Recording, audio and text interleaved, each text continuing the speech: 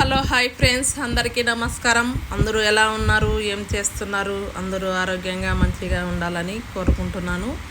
అందులో నేను ఉండాలి. ఈరోజు వీడియో వచ్చేసి అటుకుల తాలింపు. చాలా సింపుల్గా, చాలా ఈజీగా.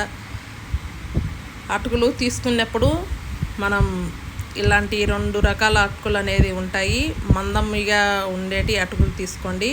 అటుకుల తాలింపు అనేది చేసుకోనికి మంచిగా ఉంటుంది. అటుకులు 1 కప్పు తీసేసుకున్నాను. పప్పులు 1 కప్పు, పల్లీలు 1 కప్పు. ఏ విధంగా చేసుకోవాలనో ఫుల్ వీడియో కింద వీడియోస్లో పెట్టాను. చూసి చేసుకొని తిని ఎలా ఉందో కామెంట్ బాక్స్లో కామెంట్ పెట్టండి. మనం బయటికి టూర్ వెళ్ళినా కానీ ఈ విధంగా అటుకుల తాలింపు అనేది వేసుకోకపోతే కనుక మంచిగా తినేయచ్చు.